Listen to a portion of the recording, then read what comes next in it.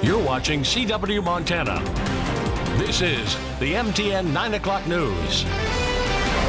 And good evening. Thanks for joining us tonight on this Thursday. I'm Andrea Lutz. Ahead tonight, a homeless shelter in Butte is still closed, but the community is stepping up to help those in need. We'll tell you how. Plus, the governor's infrastructure package is making moves in the Montana legislature. Some supporters say there's still major hurdles for this plan.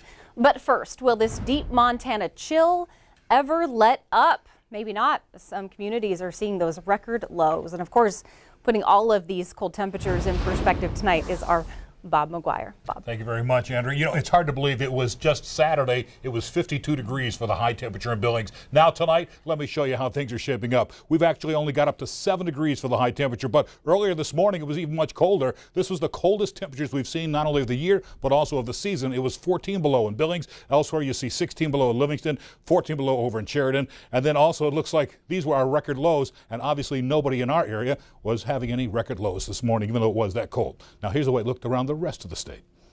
Sure was a cold start for us here in western Montana, especially closer to the Continental Divide. 25 below zero this morning in Polebridge, Phillipsburg, Kalispell. We sank to 9 below zero, and it does look like we've got some more of this cold on tap late this weekend. It was bitterly cold in southwest Montana this morning as well. Teens and 20s below zero. Cold spots were Butte and West Yellowstone, closer to 30 below zero. Wind chills in our area were closer to 30 to 40 below zero early this morning. So was this the coldest day of the year? Well, it was for Belgrade, Butte, and Dillon, but not for West Yellowstone. West Yellowstone was 38 below zero back on January 1st for an early morning low. So it was very cold here locally, but we did not shatter any records in southwest Montana. I'm Brandon Michaels with KRTV in Great Falls. After a record cold start to the day on the High Line, we're tracking more Arctic air in the forecast and plenty of snow over the next few days. Some really cold temperatures out there in Montana. In Butte, the homeless shelter is closed during these frigid temperatures. However, a community group is stepping up to help fill that need. But they are finding that they cannot do it alone. MTN's John Amy tells us why the group is asking for your help. With temperatures dropping, the Butte community group Action Inc. is running out of much needed funds to help the homeless get out of the freezing cold. We have raised approximately $70,000 through local donations, and the piece that was earmarked for motels was about $35,000, and so that is nearing its end. Since December, Action Inc. has been using donated funds to get indigent people motel vouchers or bus tickets to places where they can find shelter. Butte has been without a homeless shelter for more than a year and is still waiting for the new one to open. Action Inc. has sent homeless people to other shelters around the state. God's Love in Helena has been great. They've been assisting us with really anyone that we've asked to take, and that's been a great help. We've also had the Great Falls Shelter, the Billings Shelter. Butte police reported arresting at least 2 people this week on separate reports of breaking into buildings just to get warm. It doesn't look like there was anything taken from inside of the apartment or the school administration building at this time, although they're still going to check. But it looks more like an effort to either warm up or just get out of the elements. And without a definitive opening date for Butte's new homeless shelter, it'll put more strain on Action Inc. to come up with the funding to try to help people get through these next cold months. That catch net that would normally be able to exist to buy us time to assist with housing or to find some solutions, that doesn't exist, so that's where the motel vouchers and the bus tickets are coming into play, because we don't have time to let them sleep outside in the cold. They have to be taken indoors immediately in order to save them.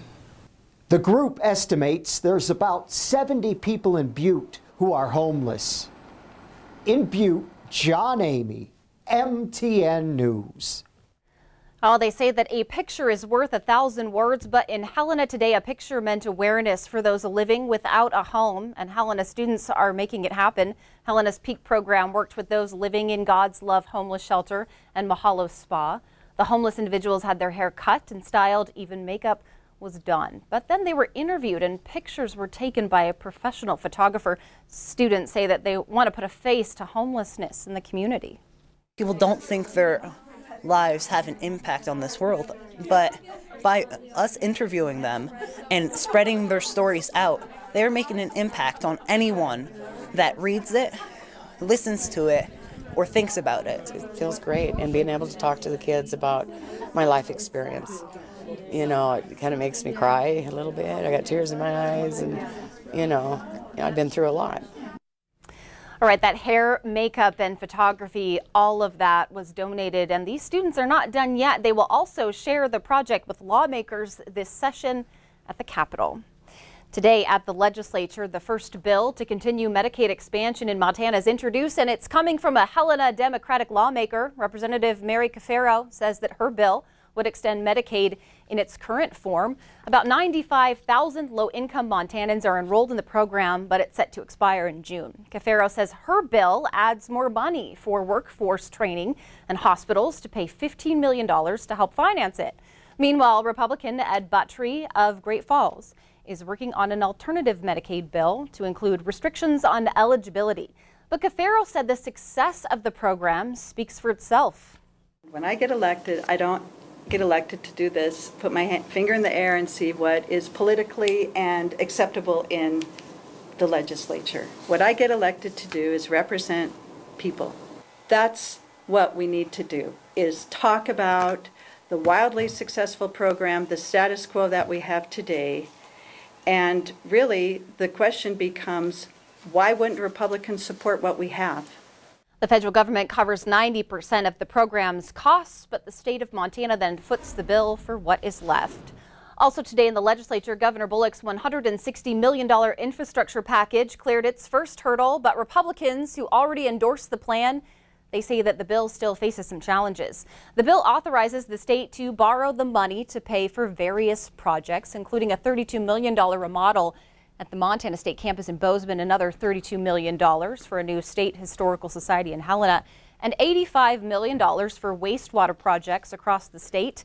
Committee Chair Mike Hopkins of Missoula said the legislature will ultimately decide what level of borrowing the state can afford. However, Republican Senator Carrie Smith of Billings said it's a mistake to place all local projects in the bill. Majority Republicans indicated that they may vote later to scale back the governor's proposal.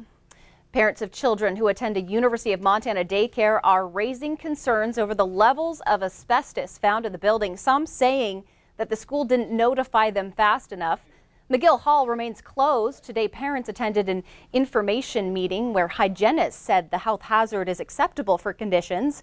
However, parents say those levels weren't tested for children. They say the building should have been shut down immediately. Proactive would have been shutting it down when you found out about it, or at least alerting parents of kids in the same building that an asbestos remediation is going on. Yes. Okay. It's a tough learning curve for all these kids. Your learning curve, your university's learning curve is a tough lesson for all these children, faculty, students have been exposed to this. And bringing in more people to minimize the risk is a disservice to everyone. A university spokesperson said they have acted according to the data that they have received. A Kalispell cat has gone viral after it was found injured, virtually lifeless, encrusted in snow and ice, and then it made a full recovery. Tonight, the vet who treated the cat says he's never seen an animal in such despair. Take a look at these photos right here from the clinic of Fluffy the cat. She was injured and stuck in deep freeze temperatures. The snowballs stuck to her fur. She was bruised all over her body and temperatures low, that meaning her vital signs were weak. The vet, Dr. Jevon Clark, says that he has never seen anything like this. The cat went from near death to a miraculous recovery in just 45 minutes. I was really surprised. You know, I've been practicing a long time and I've seen a lot of hypothermic animals, but normally it's like an accidental kind of a thing where the kids leave the door open and the cat gets out or the dog gets out and nobody knows about it for a couple hours and they might get a little cold. Versus this was a little bit kind of a different situation, having it actually packed around. We aren't quite sure how Fluffy got injured, but since that picture was posted on social media, it has been shared thousands of times and picked up today nationally. Of course, we're glad that Fluffy is okay. Well, still to come on tonight's MTN 9 o'clock news, Cooking with a Cause will introduce you to a Montana chef who proves preparing food comes from the heart. And right after the break, Bob McGuire, he's back with us to deliver your full statewide weather forecast. We're going to be right back.